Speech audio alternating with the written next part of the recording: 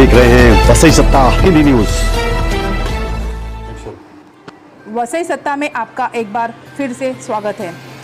34 वर्ष बाद भारत में नई शिक्षा नीति क्या बदलेगी भारत की तस्वीर? शिक्षा नीति में सुधार की मांग कई वर्षों से उठ रही थी, मगर कोई भी सरकार इस मुद्दे पर कुछ नहीं कर पाई। नई शिक्षा नीति को लाने का श्रेय भी पीएम नरेंद्र मोदी के खाते में जुड़ गया है। यूं मोदी काल में ऐसे बहुत से कार्य हुए हैं जिनके होने की संभावना भी किसी पूर्व सरकार ने नहीं जताई थी, मगर मोदी को मिले पूर्ण बहुमत ने उन्हें ये सब कार्य करने में मदद की और उनकी इच्छा शक्ति रंग ला रही है। यहाँ हम आपको बता दें कि राष्ट्रीय शिक्षा नीति को 1986 में अपनाया गया था और 1992 में अंतिम संशोधन किया गया था।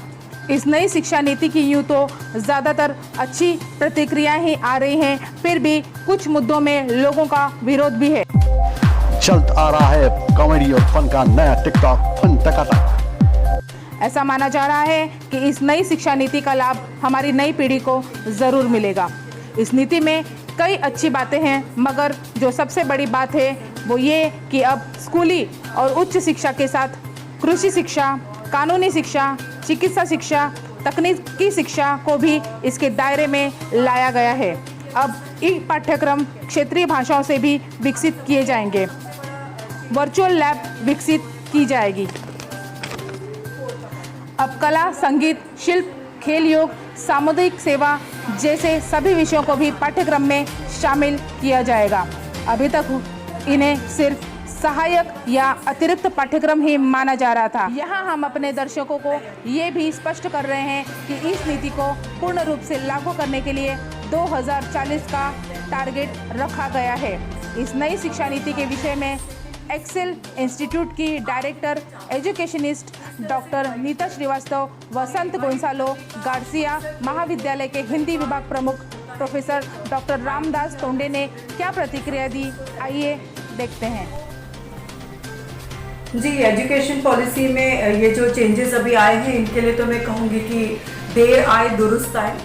बहुत ही ज़रूरी था, बहुत ही अवेटेड था ये जो स्टेप है, आया है और इसको समझने की अभी सब लोगों को कोशिश करनी पड़ेगी। और सबसे महत्वपूर्ण बात इसमें हो जाती है कि अभी इसका इम्प्लीमेंटेशन कैसे होता है। अभी सबसे बड़ा चेंज इसमें किया गया है वो है 5+3+3+4 का पैटर्न, यानी पूरा जो एजुकेशन का जो पूरा साल है, ये जो 15 साल है, उसको उन लोगों ने इस तरह से ग्रुप्स में डिवाइड कर दिया है, जिसमें 1 to 5 जो है वो हो गया आपका प्राइमरी एजुकेशन। उसके बाद 6, 7, 8 को कहा जाएगा प्रिपरेटरी स्टेज। आप जिंदगी में आप क्या बनने वाले हो, आपको क्या लाइफ को अभी आपको फेस करना है, उसकी एक जो आपकी जो एक रास्ता है, उसकी एक तैयारी हम कह सकते हैं। उसके बाद आएगा middle stage, that is 9, 10th और 11th, हो गया आपका मिडिल स्टेज। और उसके बाद में आपका सेकेंडरी स्कूलिंग होगा जो आखिर के 4 साल होंगे। तो इस तरह से डिवाइड किया गया है और ये डिवाइड करने का मकसद यही है कि कई बार जो होता है कि एक बाइंडिंग के अंदर स्टूडेंट जो अपने सब्जेक्ट्स को सेलेक्ट कर लेते हैं, क्योंकि वो इसलिए वो सब्जेक्ट पढ़ रहे क्योंकि और कोई ऑप्शन नहीं था। तो मजबूरी में कोई चीज़ पढ़ के कोई मतलब नहीं है, वही चीज़ पढ़ना चाहिए, वही चीज़ पढ़ाई जानी चाहिए जो बच्चा पढ़ना चाहता है, जो उसको अच्छा लगता है और जो उसको आगे काम आए।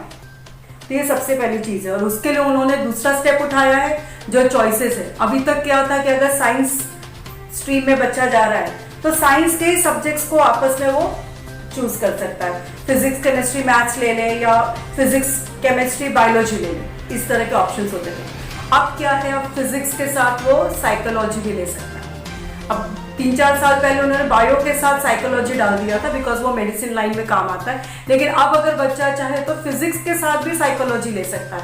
तो उन्होंने वो जो बॅरियर था, जर तुम्हाला ही रिपोर्ट आवडली असेल तर आमच्या चॅनलला सबस्क्राइब करा, लाईक करा आणि शेअर करा। आप इनमें से कोई भी सब्जेक्ट्स ले सकते हो। आप 2 सब्जेक्ट साइंस से ले लो, 2 आर्ट से ले लो, 2 कॉमर्स से ले लो।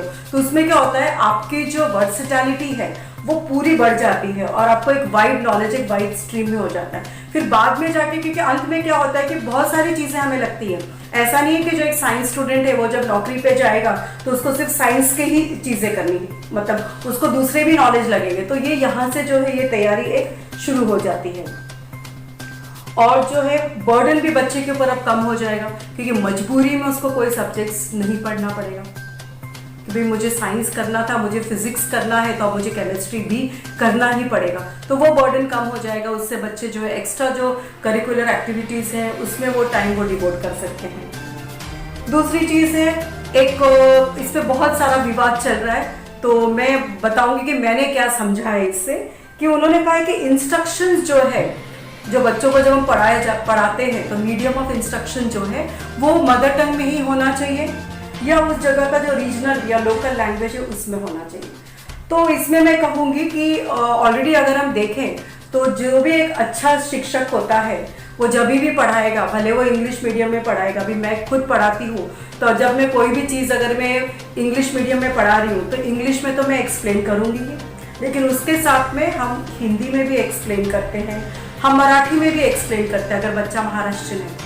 क्यों? क्योंकि उसको उसकी भाषा में कोई भी चीज़ जो वो पहली बार सीख रहा है वो अपनी भाषा में उसको ज़्यादा अच्छी तरह से वो समझ में आता है। तो एक बेटर अंडरस्टैंडिंग के लिए उन्होंने मीडियम ऑफ इंस्ट्रक्शन बोला है। लोग इसको अभी ये नहीं समझना है कि इसका मतलब ये हो गया कि इंग्लिश अब पढ़ाई जाने वाली ही नहीं है, बच्चा अभी इंग्लिश पढ़ ही नहीं पाएगा, आगे जाकर के वो दुनिया में क्या करेगा जब हर जगह इंग्लिश है। इस तरह के बहुत सारे पोस्ट आ रहे हैं। तो यहाँ पे उन्होंने स्ट्रिक्टली लिखा है कि मीडियम ऑफ इंस्ट्रक्शन, पढ़ाने का तरीका, जो मुझे लगता है कि ऑलरेडी 70% जगह यही होता है।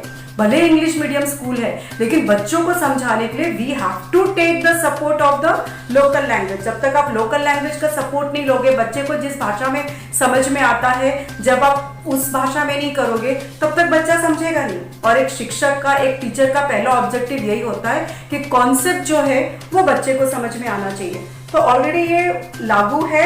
बहुत लोग अभी इन्होंने इसको एक कंपलसरी इसमें कर दिया, तो इसमें क्या हो जाएगा कि अभी हर टीचर की अभी ये जिम्मेदारी बढ़ जाएगी, जो अभी तक सिर्फ रीडिंग करके खत्म कर रहे थे अपना काम, अब उनको एक एफर्ट लेना पड़ेगा कि लोकल लैंग्वेज में बच्चों को समझाना। और रही बात इंग्लिश की, तो इंग्लिश तो ज़रूरी है, क्योंकि जब तक इंग्लिश है और ग्लोबलाइजेशन है तब तक आपको तो वो लैंग्वेज चाहिए, इट्स अ यूनिवर्सल लैंग्वेज।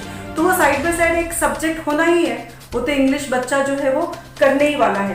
तो ये एक चीज़ है। तो मुझे ऐसा लगता है कि एक्सप्लेनेशंस लोकल लैंग्वेज में ज़रूर होना चाहिए, लेकिन साथ में इंग्लिश सब्जेक्ट जो है वो भी बच्चों को शुरू से पढ़ाना चाहिए, 5th या 6th स्टैंडर्ड से नहीं। उसके बेसिक्स धीरे धीरे जो है आपको 1st स्टैंडर्ड से स्टार्ट करना चाहिए। अभी आगे और उनके डिटेल्स आएंगे तो टोटली और क्लियर हो जाएगा क्या है पॉलिसी में। और दूसरा ये हुआ कि बाइलिंगुअल यानी कि जो लोकल लैंग्वेज है उसमें टेक्स्ट बुक्स पब्लिश होना है, क्वालिटी के टेक्स्ट बुक्स होने चाहिए। ये एक बहुत अच्छी बात है, क्योंकि बच्चा जब छोटा होता है तो माँ बाप का पूरा फर्ज बनता है कि उसके एजुकेशन में उनको बहुत सारा योगदान देना चाहिए। स्कूल तो बच्चा जाता ही है, टीचर तो पढ़ाती है। मेरे पास कई पेरेंट्स आते हैं ये कह के कि हमने भी पढ़ाई की है, लेकिन प्रॉब्लम क्या है ना, ये इंग्लिश मीडियम है तो हम इसको पढ़ा नहीं सकते हैं। तो इसमें क्या हो जाता है कि वो इंग्लिश पढ़ के वो समझ नहीं पाते कि कैसे समझाएं, लेकिन अगर उनके लैंग्वेज में रहेगा तो वो भी उसको एक बेटर अंडरस्टैंडिंग से, वो भी उनको भी मुश्किल नहीं होगी अपने बच्चे को पढ़ाने की, और बच्चे का एजुकेशन जो है वो बहुत अच्छी तरह से होगा। जैसे कि कहा ही जाता है कि पहला स्कूल जो होता है वो घर होता है। तो घर से जो पेरेंट इंटरेस्टेड हैं, जो पढ़ाना चाहते हैं और इस वजह से नहीं पढ़ा पा रहे कि सब कुछ इंग्लिश में है, तो उनके लिए भी ये बहुत ही आसान हो जाएगा अपने बच्चे की पढ़ाई। और बच्चे को स्कूल और टीचर के साथ जब पेरेंट्स से कुछ मिलता है वो तो उसका बोनस ही होता है, तो उसके लिए और भी अच्छा हो जाएगा। तो इस तरह के जो चेंजेस हैं तो मुझे तो ऐसा लगता है कि बहुत ही अच्छा है और ये रिक्वायर्ड था। हम रोते हैं कि इंजीनियर्स लोग बेकार बैठे हुए हैं, लेकिन अब जाके इंजीनियरिंग कंपनीज में देखिए कितने वैकेंसीज हैं। ये लोग जाते हैं वहाँ, ये इंटरव्यू क्लियर नहीं कर पाते, क्योंकि ये जो थ्योरी पढ़ रहे हैं और प्रैक्टिकल नॉलेज नहीं है। मार्क्स आ रहा है लेकिन कॉन्सेप्ट समझ में नहीं आया है। तो ये जो चीज़ है, अगर देश को हमें आत्मनिर्भर बनाना है, सब चीज़ें हमें इंडिया में अगर मैन्युफैक्चर करना है, तो उसका टेक्निकल नॉलेज, जो प्रैक्टिकल नॉलेज हम कहते हैं, वो होना बहुत ज़रूरी है। शायद ये अप्रोच इसको एक बहुत बड़ा योगदान देगा, ऐसा मुझे लगता है। और सबसे, जैसे कि मैंने कहा कि पॉलिसीज़ तो बन जाती हैं, अच्छी पॉलिसीज़ बनती हैं, लेकिन वो फेल तभी हो जाती हैं जब उनका इम्प्लीमेंटेशन अच्छा नहीं होता है। तो बस अभी देखते हैं आगे क्या होता है, लेकिन मेरे ख्याल से तो ये काफ़ी एक अच्छा है और जहाँ पे इन लोग को लग रहा है कि गरीबों के लिए ये मतलब प्रॉब्लम हो जाएगा, उन लोग को तो इंग्लिश कभी आएगी नहीं, तो कहीं पे भी ये नहीं लिखा है कि इंग्लिश पढ़ाना नहीं है, इंग्लिश तो पढ़ाना है। ये बेटर अंडरस्टैंडिंग कॉन्सेप्ट्स के लिए मीडियम ऑफ इंस्ट्रक्शन को उन्होंने लोकल लैंग्वेज में बोला है, जो कि एकदम सही है और हम तो वो फॉलो करते हैं और मेरे ख्याल से हर एक टीचर वो फॉलो करती है।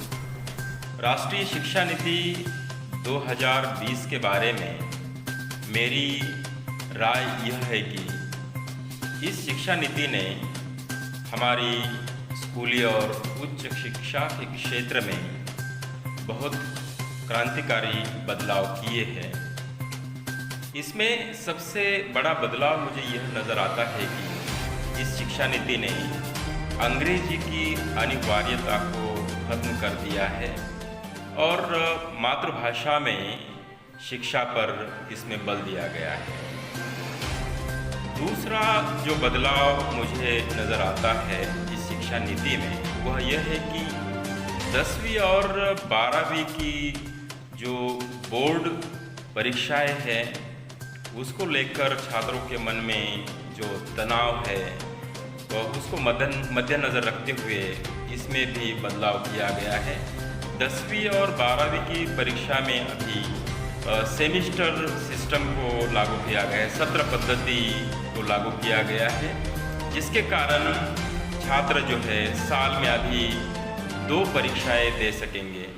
जो तनाव पहले वे झेलते थे साल भर पढ़ाई करना और अंत में एक परीक्षा देना, वो अभी ख़त्म हो जाएगा और 2 सत्रों में परीक्षा देने के कारण उनको पढ़ने की सुविधा होगी और परीक्षा देने की भी सुविधा होगी।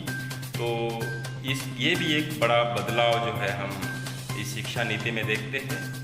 उच्च शिक्षा क्षेत्र की अगर बात की जाए तो इसमें जो 3 प्रमुख विद्या शाखाएं हैं, आर्ट्स, कॉमर्स और साइंस, इसमें पहले ये होता था कि आर्ट्स के विषय लेकर ही आर्ट्स का विद्यार्थी पढ़ सकता था, साइंस के विषय लेकर ही साइंस का छात्र पढ़ सकता था और कॉमर्स के विषय लेकर कॉमर्स का छात्र पढ़ सकता था। लेकिन अभी इसमें ये बड़ा बदलाव किया है कि अगर कोई आर्ट्स का छात्र साइंस का फिजिक्स विषय लेकर पढ़ना चाहता है तो वो पढ़ सकता है, या फिर कोई साइंस का छात्र संगीत विषय लेकर पढ़ना चाहता है आर्ट्स का विषय लेकर तो वो पढ़ सकता है, या कॉमर्स का छात्र है आर्ट्स या साइंस का कोई भी विषय लेकर अपनी पढ़ाई कर सकता है। मतलब ये शिक्षा नीति जो है छात्रों को उच्च शिक्षा में अपना मन पसंदीदा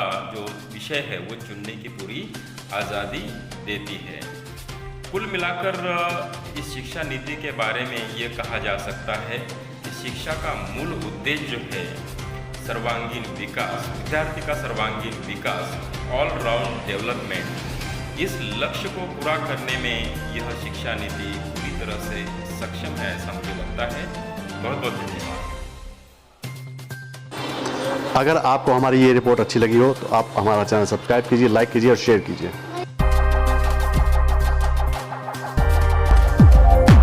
टिकटॉक स्टार अब परेशान ना हो, क्योंकि जल्द आ रहा है आपके बीच फन और कॉमेडी का नया टिकटॉक, फन चकाचक।